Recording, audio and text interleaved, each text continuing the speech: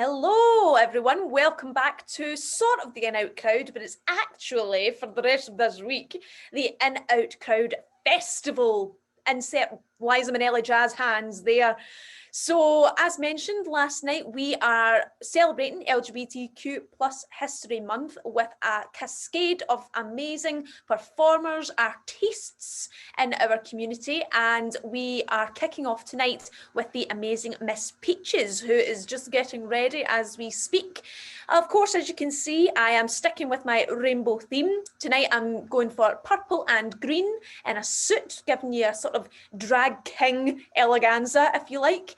But what is it that these colours represent? Well, in the original Pride flag, as mentioned, is what I'm going for. The purple represented spirit and green represented nature because, you know, we were all hippies back in the 70s, and well, I still am. So I had to dress up in homage to the past colours and their meanings. As I mentioned, I'm going to be joined by Miss Peaches, and she is not the only drag star that we are going to be talking about tonight. We are also going to have a look at some other drag stars and seeing if we can identify them in our next segment, which is, of course, Let's Get Quizzical. Let's get quizzical! Quizzical! I want to get quizzical! Let me see you win first prize! So I'd like to join all of my... Oh, you're already here. I'm going to join all of my studio audience with me here today. Yes, I'm giving you... Who's the guy in Bullseye? Jim Bowen? Was that him? That's who I'm trying to channel. Eleanor, you're too young. You young things. Me and Tommy, we know what we're talking about. Sorry, I'm not sure. Sorry, I don't know. Sorry, I'm forgetting you're just the ripe old age of 22, Thomas? I'm here by myself. Well, nevertheless, hopefully we will be able to identify some of these amazing drag artists that I'm going to be zooming in on. Eleanor and Ileana, what's your drag knowledge like of the past? How confident are you feeling? I mean, I'm down on RuPaul's Drag Race. I started that in season 5. Anything before season 4, I might be a little iffy on, but sorry. But anything after that, I'm good. Mine is very basic. I haven't started with RuPaul's Drag Race yet, but it's on the list. Well, let me tell you that none of the queens are featured in RuPaul's Drag Race at all. In fact, most of them don't even do drag anymore, either for career reasons or being dead. So let's see how we get on. First up is this a clue? Can I move it the way? Yes, I'll move this side. So this is a zoom in of an eye makeup and quite an iconic eyebrow of a drag artiste of the past. Well, my confidence has gone. I'm giving you a winged eyeliner. I mean, honestly, that could be like me hanging about outside Argos when I was a goth when I was 14. So I'll give you a clue. She is talked about on Drag Race. She's referenced a lot. She's a one-name queen. Oh, is it oh no, I'm going to say this wrong. Is it Riviera? No. But there's a V in it. Do with that what you will. One name queen.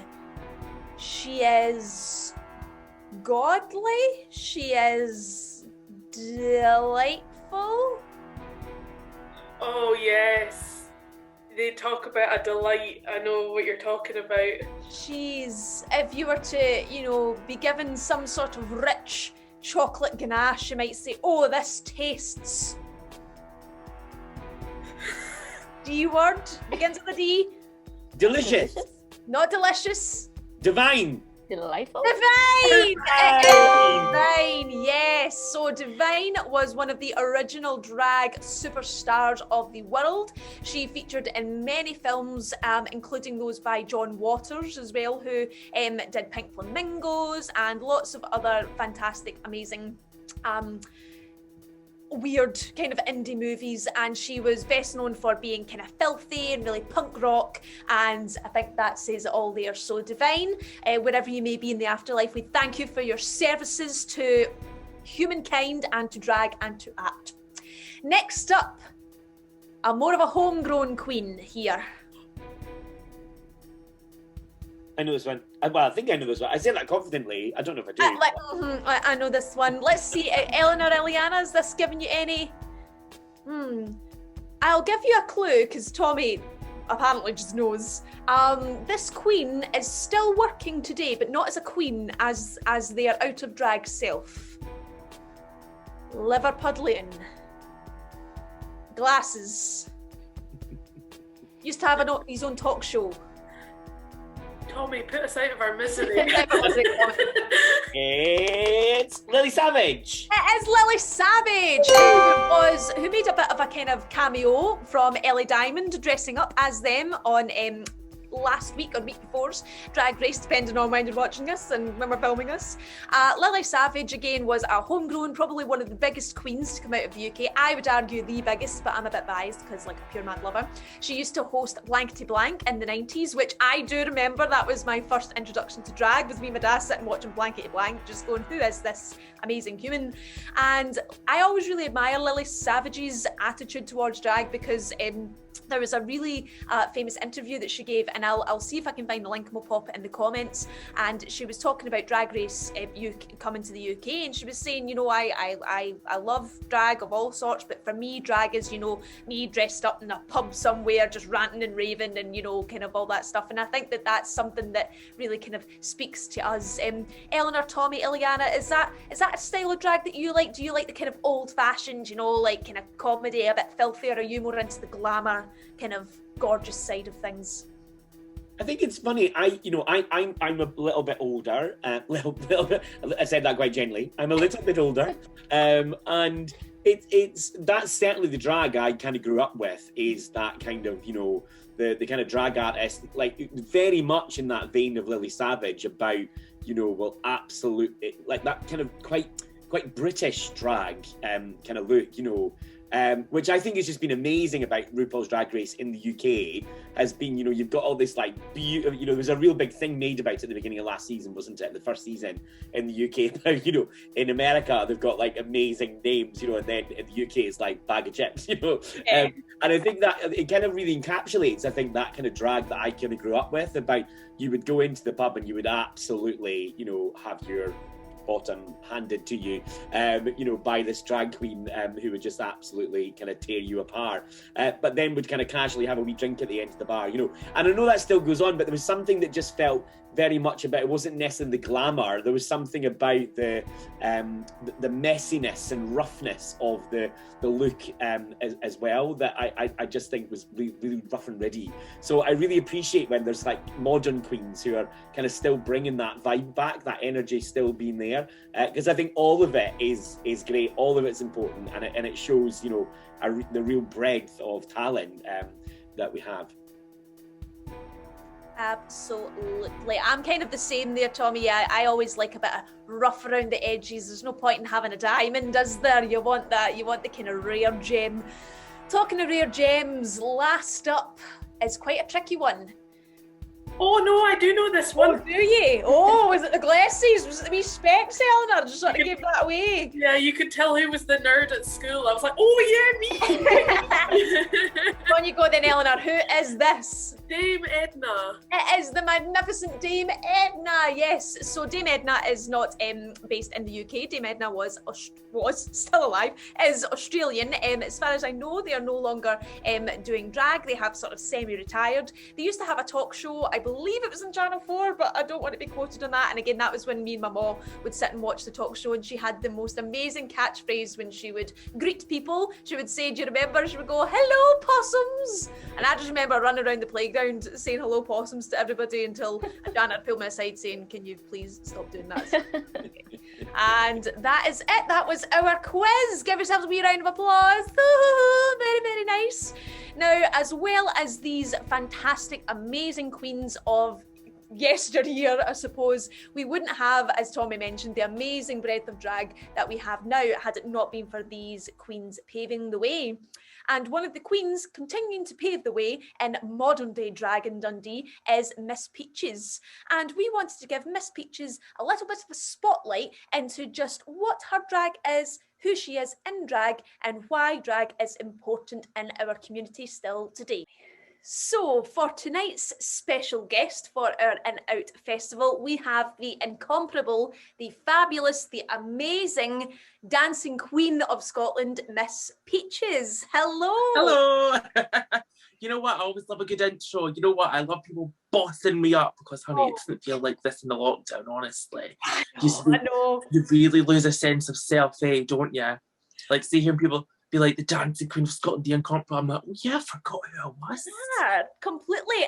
The first time that I saw you in person was when you were the host of Dundee Pride, not last year, obviously, but the first year, and you were absolutely amazing. It was fabulous work.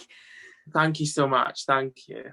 So with you've mentioned lockdown then, let's just kind of start off with that. How have you been during lockdown? How has it been being a drag artist in lockdown?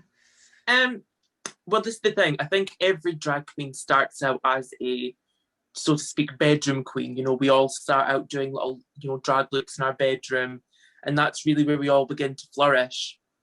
And it's not until you really gain the social aspect of drag that and sense of community, really, that you really learn your place and who you are as a queer person. So for me, it's fine because I've had that. Do you know what I mean? I've been able to go to clubs. I've been able to build this up and, you know, really figure myself out and find a place here. And just doing looks in the bedroom, it's fine. I can do it. I've been doing it. We've all been doing it. This is the thing. Everyone's on an even. When you look at drag as a competitive field, everyone's on an even playing field at the moment because we're all in our bedrooms. You know what I mean?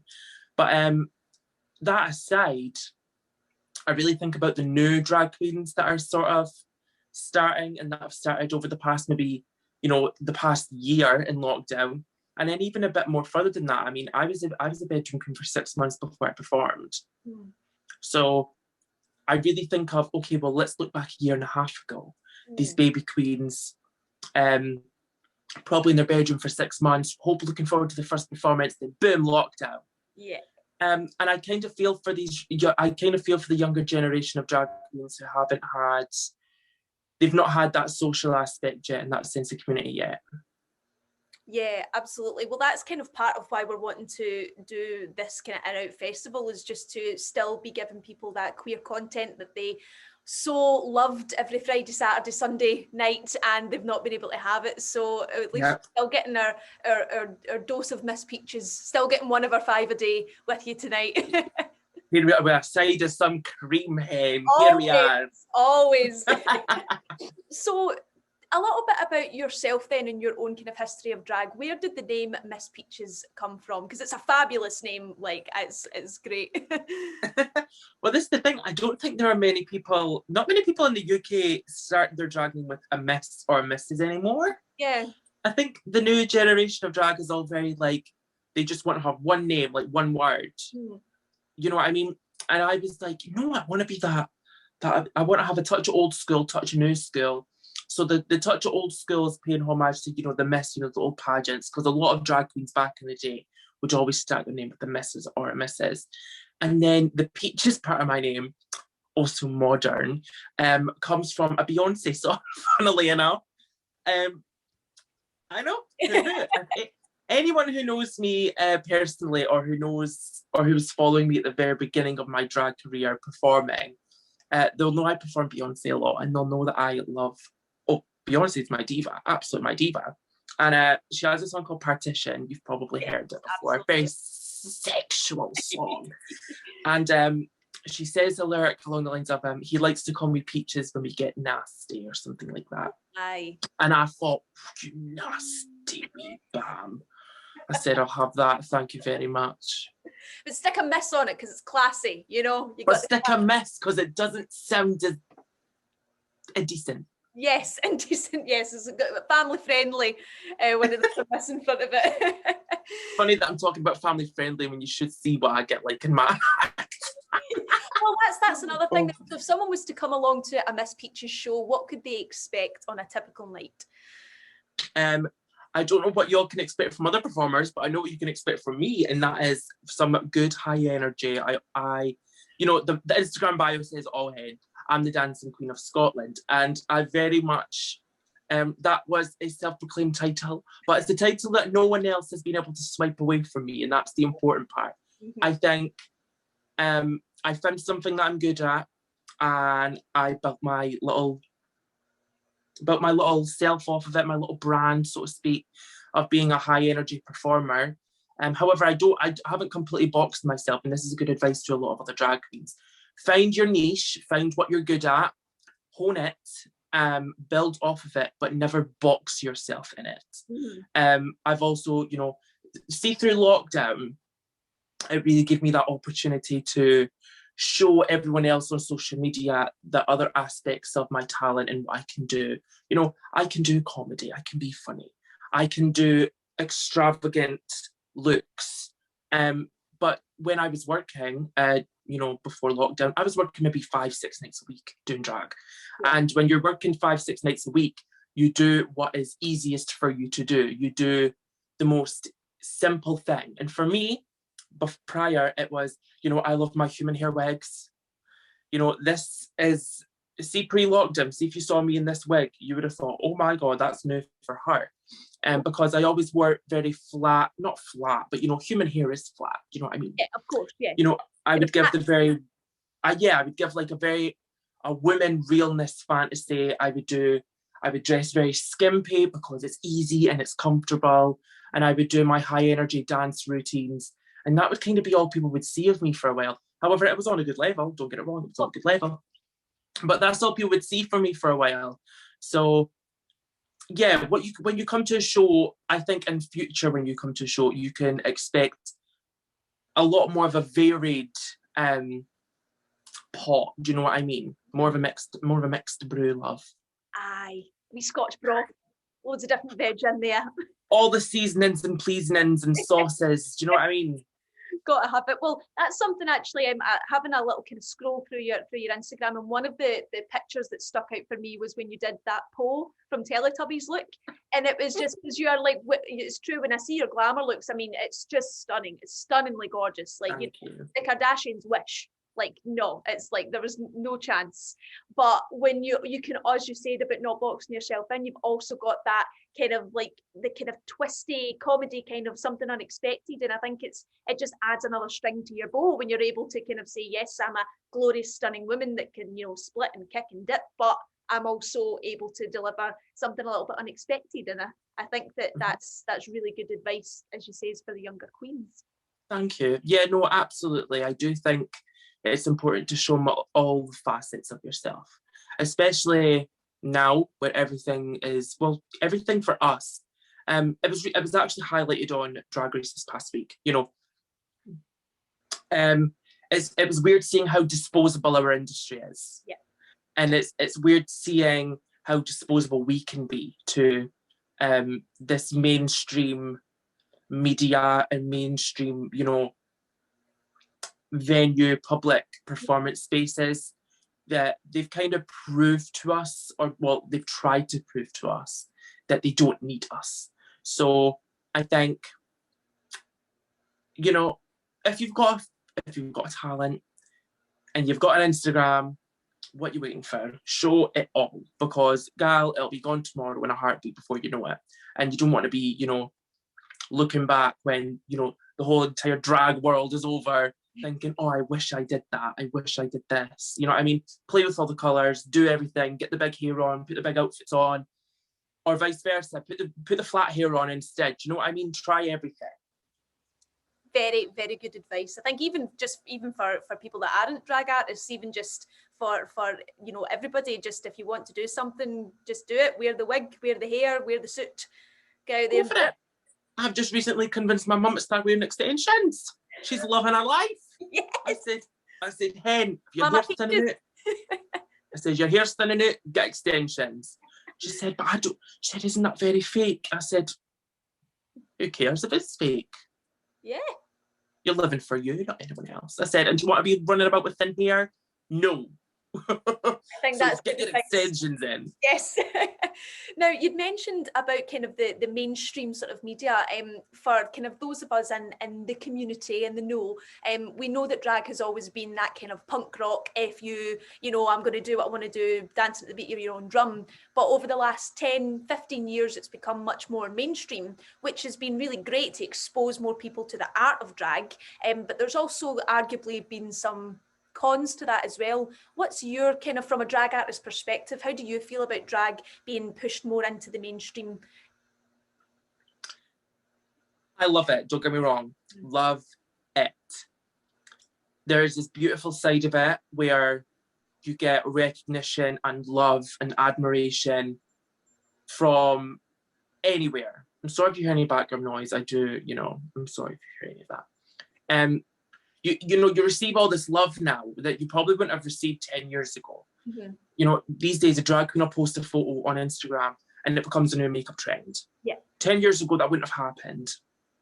But the downside to it now being more mainstream is people think that because they have been to a drag show once or because they have watched a television show, a couple episodes, I think they feel as if they have a right to tell drag queens how to do drag.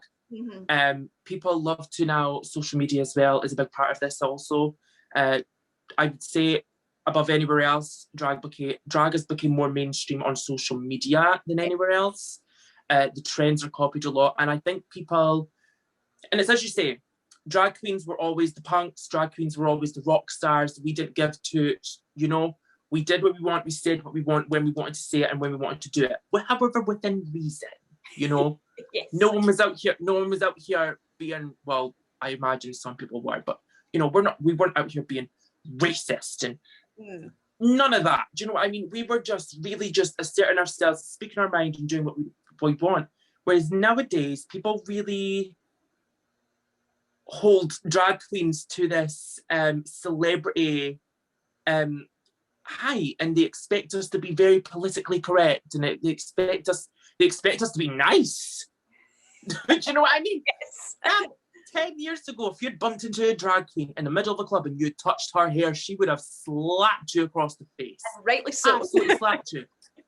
And nowadays, people feel like they can just touch us and poke and prod because they see it. So there's a massive disrespect now from a lot of people, and that's on the bad side of things. They hold us to this standard that we are to be advocates and we're to have all the answers. We don't always have the answers. And, you know, and on another side, they expect us all to be rich. Yeah. They expect us all to be wearing massive couture garment. I say that while I'm in a couture garment. However, they expect us to spend a lot of money on outfits and they expect us to have a lot of money. Drag isn't cheap. Bottom line, drag's not cheap. However, you can do drag on the cheap. Yeah. But these days, people just aren't interested in drag a lot of the time, unless you have the big coiffed styled hair and you have all the jewels on and you have the big outfits on. And it's a lot. It's a lot of pressure as well, especially for new drag artists also. Of course, yeah. I suppose it's something that I think when you compare sort of queens that were around from the kind of 90s to now, they had that time to kind of be maybe a bit rough around the edges in the clubs when there wasn't camera phones and everything. You know, I feel like, as you said now, for a lot of new queens or new kings, new artists starting, it must be quite a lot of pressure when you've got a camera phone in your face on your very first performance. Honestly, I had 20 on my first.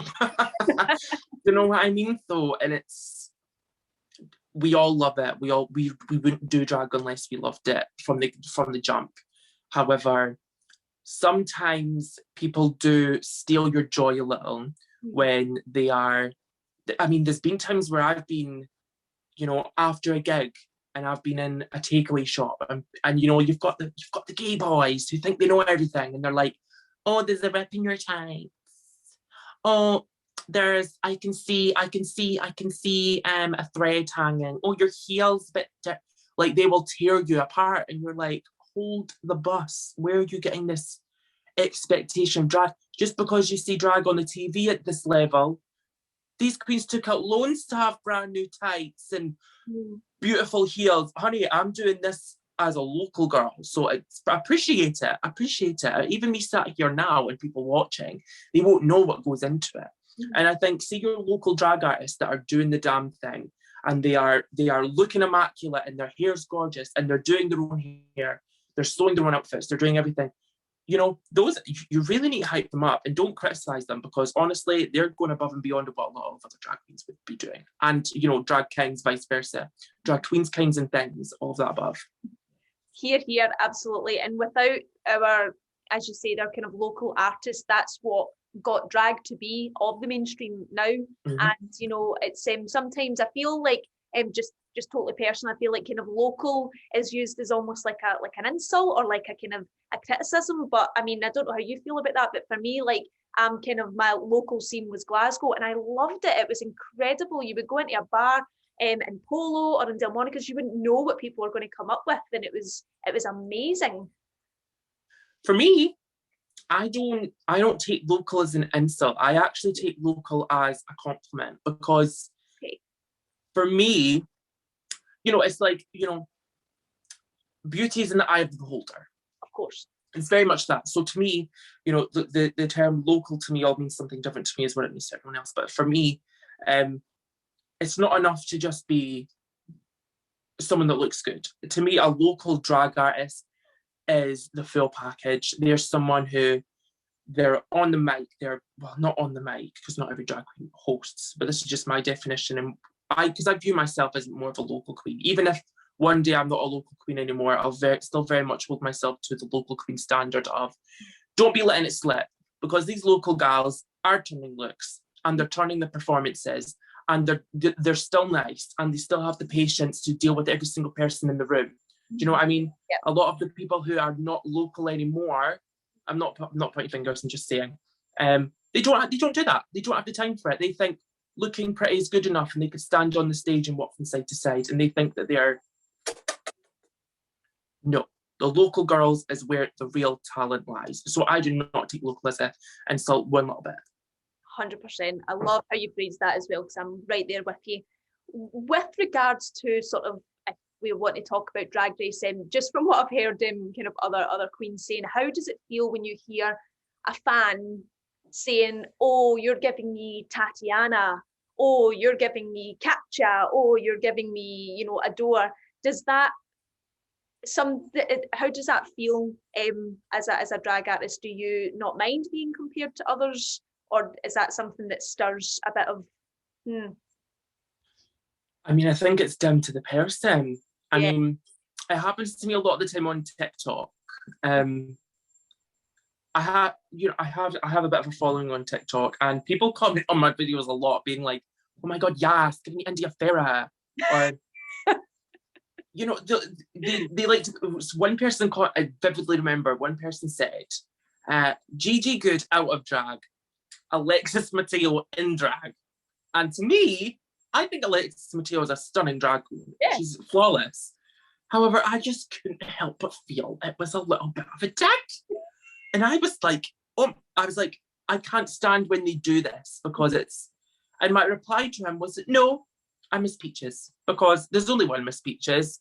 I'm nothing like Gigi Good. I'm nothing like Alexis Mateo in the slightest. I Miss Peaches. I'm the first, the one, and the only. Get with the program, or you can leave. It's very that. This punnet of peaches, go and buy a strawberry instead. Absolutely. Well, to be honest, I don't actually even like peaches either, but here we are. So, since this is LGBTQ plus History Month, and it's kind of no secret that drag artists and drag queens particularly were the driving force behind our community, do you feel that when you get on stage? Do you feel the legacy of kind of drag that came before you? Like, how does it feel to be part of what a lot of us refer to as kind of the idols of our community? Really, as the drag queens that make the change and get the voices heard, and as you say, kind of stand by what they say. Does that feel quite special to be part of that? Well, this is the thing, it means something totally different now, because a queen from my city is now a Rue girl. Ellie Diamond, Ellie's now a Rue girl. Props to Ellie. So it means something a little bit different now, and I don't know how I'll feel until I'm on the stage. And this is the thing, I definitely feel pressure on social media now to kind of because this thing, Ellie's now on a national TV show, and people know where she's from. She's from my hometown, and I feel, well, this might be just my own opinion, but I feel like people, I feel like it's kind of put us under a magnifying lens, so to speak. You know what I mean? And I think, okay, well, now I have to be the top of my game now, because, I don't want people looking at the Dundee drag scene and, seeing Ellie, which is amazing, and then seeing us, which is just a bit hodgepodge, looking all alone. DIY people. There's nothing wrong with drag being DIY. Drag is DIY, but I think there is a bit of pressure, a wee bit, to kind of keep the standard, but just not have the same pay grade. But we'll get there. How does it feel for you? Because for a lot of people in the community, particularly you know, those of us from small towns, which I was, you know, drag artists and the sort of legacy of drag queens and kind of, you know, gender non-conforming people such as, you know, Sylvia Rivera, Marsha P. Johnson, you know, do you feel like you're continuing that drive forward? Because a lot of people now kind of say, oh, you know, well, gays are fine, you've all got your rights, and, you know, like, what's the big deal? But I certainly feel for being a fan of drag, not just a fan of a TV show, but an actual fan of drag, that you all are still giving us small town kids the kind of the inspiration and the passion, and going, yes, that's what makes our community great. Do you feel that? I, in certain situations I do, in certain circumstances I absolutely do.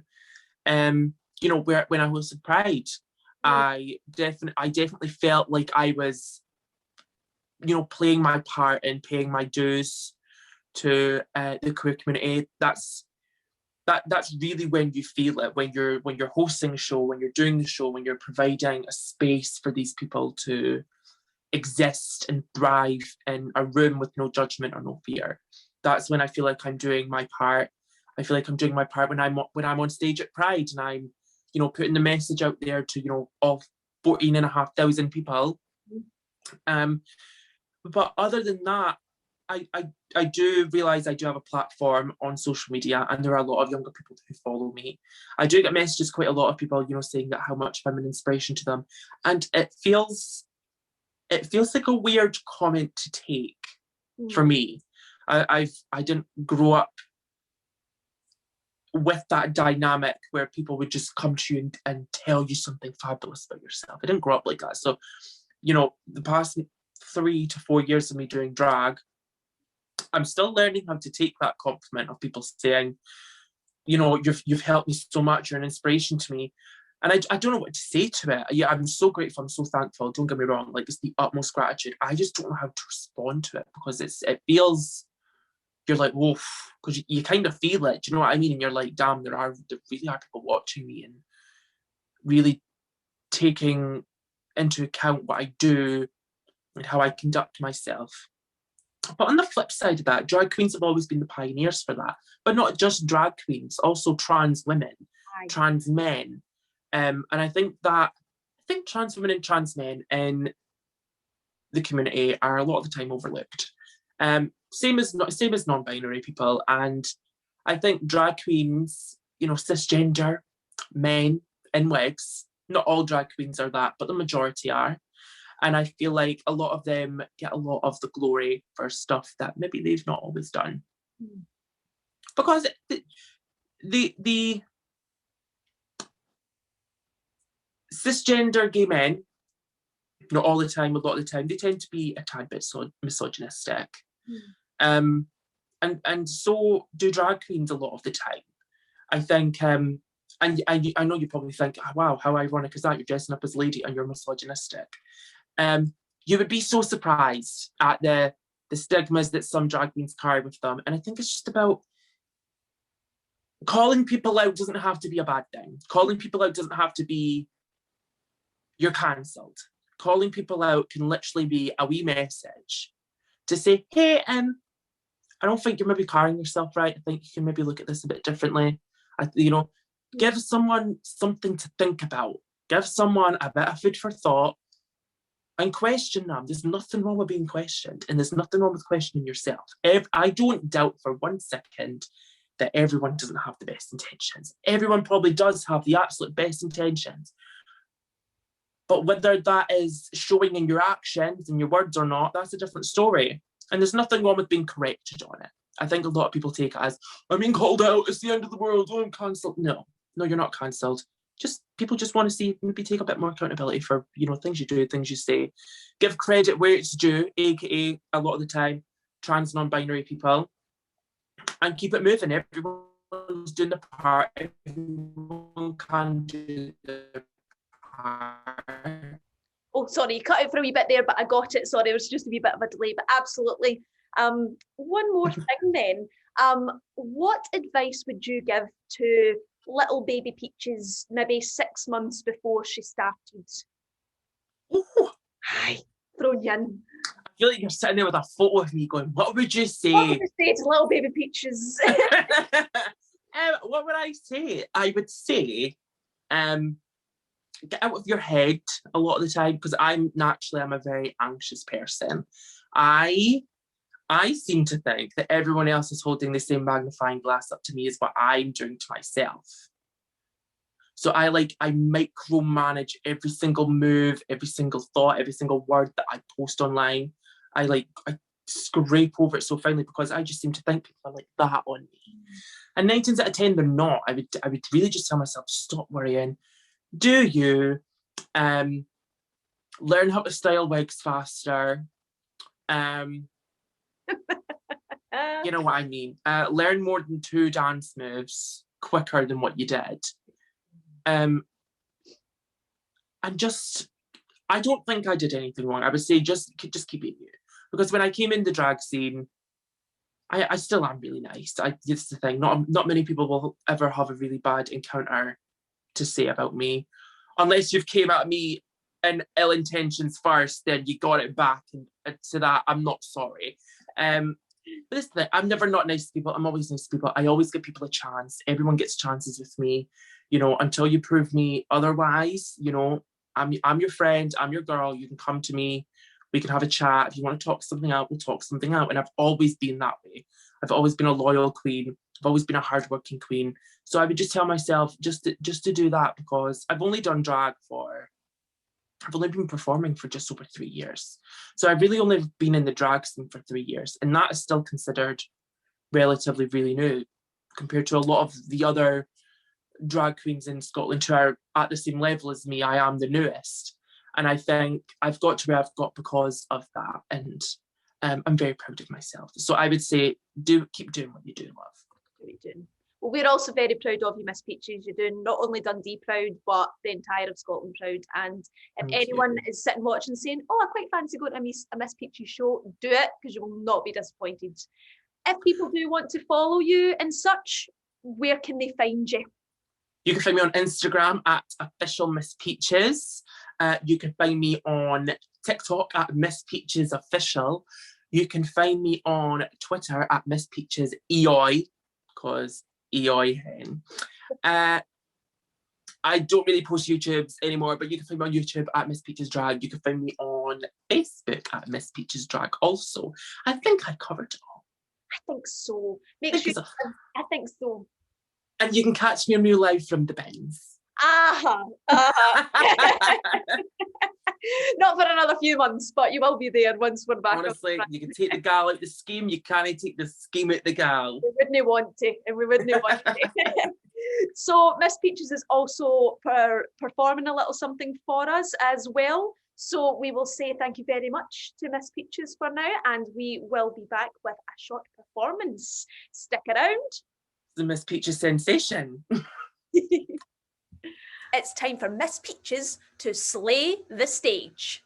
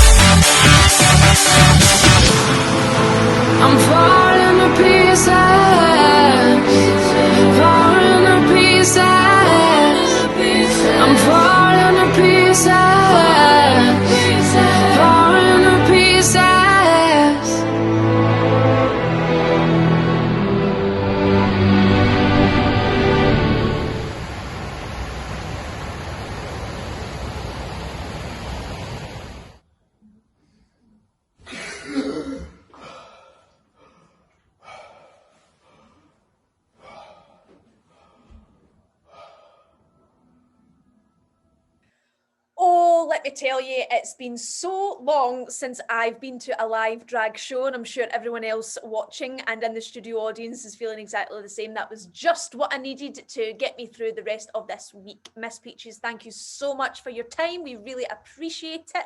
And I know that I'll just be jiving about my house for the rest of the evening, and I can't wait.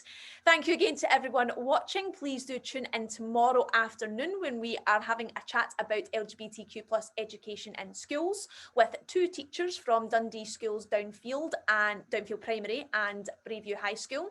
And we'll also be joined by artist Mamuru talking about their art and what they're making for young people pertaining, word of the day, to queer culture. Thanks again to Cora Foundation for the support of the In Out Crowd project, and also thank you to the Equality Network for supporting this week's oh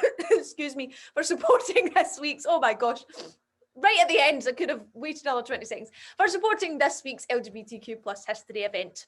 And with that being said, thank you everyone watching. Goodbye.